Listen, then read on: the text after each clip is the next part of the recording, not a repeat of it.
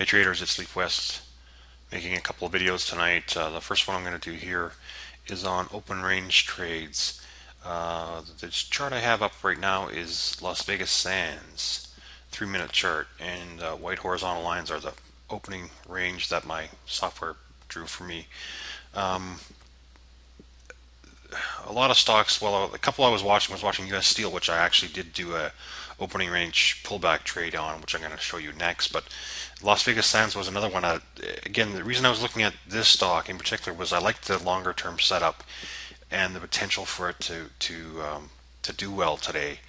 And it was showing strength right off the bat. So I was watching Las Vegas Sands with the hope that it would pull back to to at least the top of the opening range and possibly into the opening range, and it never did that. So here's an example of you never know if you're actually going to get a pullback or whether you should buy on the original move, on the original break, and go higher. You can't win them all. So I just wanted to show an example of a stock today that I wasn't able to buy on a pullback, and that's what I prefer to do. Because you hear again, if you don't know, if you buy up here at say 47.13, roughly when this price for sort of breaks above the opening range, well, it could pull back all the way into say 46.40. So are you willing to um, to hold through that pullback? You would be if you decided to tear into the trade. You could possibly do that, but I find that most cases the market will pull back to that opening range breakout, and so I'd rather just let it pull back and try and find a good spot in that regard. Because again, right off the bat, a stock like Las Vegas Sands can do a big reversal, and you could have blown right through and gone to make new lows. So you have to take that into effect when you're looking at these opening range trades. So let's look at US Steel. So this is the 3-minute chart for US Steel, and as if you've watched this stock at all, it's been doing pretty well the last couple of weeks. And again, right off the bat, it did well. It moved higher, and I was not going to buy this break higher. I just wanted to be patient and wait for the pullback. I'll go to a 1-minute chart so we can see it better. So here is the 1-minute chart for US Steel. Here's the opening range, the top and the bottom.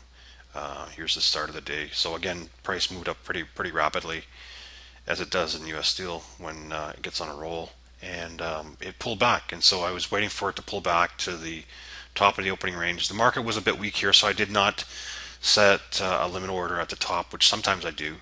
I wanted to see some basing action, and we pulled down into sort of the top third of the range, a nice spot to see some support. And the indicator I was watching was the stochastics measurement, and you can see that it got down to the oversold area and curled up higher, and I got long, I think, at 19 cents. So I was able to get a good price on my entry here, and I posted a chart on what my plan was for the trade. So let me call that up.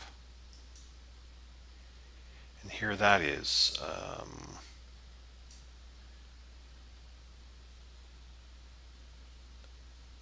Is that right? This is the one.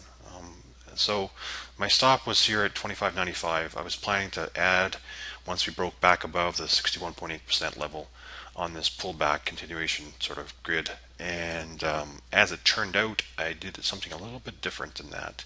Just because of the weakness in the overall market, I was a bit leery of my original plan because U.S. Steel can move around pretty quickly. So and it was the first trade of the day, so I was willing to take profits pretty early on this trade, and I'll show you what I did. So here by the time I did this chart, I was totally out of U.S. Steel. So originally my first target was right in front of the 2.33 fib level based on the opening range, and my second target was at really the first main target that gets generated by this grid up here at 26.94. My target was 26.95, but when we got to this point here above the 61.8, instead of adding, I actually took off half of my US Steel position because of what the spider was doing. And when we got above when we broke out of this pattern, and we put in a sort of a topping tail on this candle, and we started to sell back a little bit, I said, you know what, I'm not going to hold on to this trade. And I wanted to sell and potentially see maybe buying it back at a little lower price. And so I was happy to take a profit there. And I'll just put up the 3-minute chart for the rest of the day and see what happened with the price. So just for interest's sake, you can see what happened today. It really was pretty a range-bound day for the U.S. Steel. It didn't make it up to that second or the first target outside of the opening range, and it basically spent the whole day above the opening range, and was finding support there just inside the opening range. So it didn't turn out to be a huge running stock, so I didn't really miss much by getting of out of it. So it was an okay trade. So the next one I want to show you is Apple. And I didn't do this Apple trade. I actually did a trade which I'm not going to bother talking about. I lost some money on it, but it doesn't serve much educational purpose. But I want to show you the flip side of this, and that a stock that broke down and moved back into the opening range. I've been sort of beating the Apple stock like a dead horse the last several days, and winning one day and losing 2 days now, it looks like, for the last 3 days. But anyways, what I did here was, okay, so here's the opening range. These two lines are the opening range for Apple, first thing. Okay, we broke the opening range and sold off, basically bounced right off of the first target. The target was 380.85, and the stock made it down to 380.93. So again, that's one of the reasons why I pick prices just in front of these levels, because the computers know these levels, and they'll stop short of them on occasion. So we bounced off that and moved back to the opening range. And again, you don't want to buy the first re-entry into the opening range. You want to see the pullback and see if you can buy it then. But for some strange reason, I still want to believe that Apple's going to move higher today or these days. And when it starts to move higher, you're going to get an $8, a $10, $12 move. And so I played this like a continuation trade. So off of the bounce off the low this morning, I was playing that the market was going to pull back and then run higher.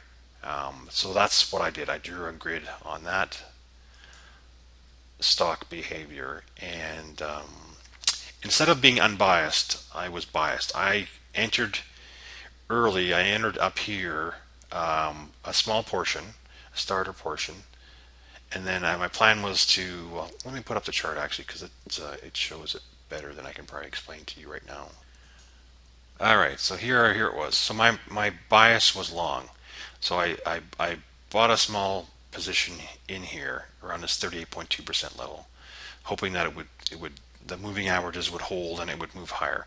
So if it sold off, my plan was to add some more at the 78.6, thinking that we might come down there, but we're going to bounce higher. And then I was going to add it again, whether we went straight from here up or whether we went down then up. I was going to add on the break of this pattern. And my target was, as you can see, here's the fib level, the first fib level based on the opening range, and here is the target based on this continuation pattern that I had a grid on. But again, I have to go before those sort of values a lot of times, and my target was 389.25. And I had to stop at 380.60, which is a little bit below the low of the day. So how did it turn out? Let me just put up the chart. So the next chart I posted or I tweeted, price had sold off down past the level where I was going to add, and I added, and I actually started to see a contraction, a smaller contraction pattern. So I drew a grid on that and drew more accurate targets of what I was going to exit at. And it still wasn't proven that it was going to turn around. So obviously it has to get above this blue line, the 61.8% line, really to show the trade's going to work. And we had a contraction indication on my squeeze indicator, so I was hoping it was going to work, but it didn't. It took me out. So we're back to the 3-minute chart. So it took me out. It spiked down and moved back into this continuation grid that I had drawn. And couldn't get above the 61.8% level, couldn't get above the VWAP, couldn't get above the 50 EMA, rolled over there and went down to the first target. So that's, again, it's it's pretty simple. It looks pretty straightforward, but if you look at all the emotions in real time and the biases you have in real time, you don't always see the forest for the trees. And that was what happened to me on Apple. So I lost a little bit on Apple, but I had a positive day today, so I can't complain. The last one I'll show you is a quick re-entry that worked for me on the spiders, but I netted out for zero profit on it. But it did what the bare minimum I thought it would do, but it didn't do what I was hoping it would do, which was get above the top of the opening range and then start to make me some money. It came back and stopped me out, but it did hit my target, my first target. Hang on. So here's the 3 minute spiders chart, and here is the opening range. These two lines here, pretty tight. The opening range was 33 cents, so it wasn't a big range. I got involved.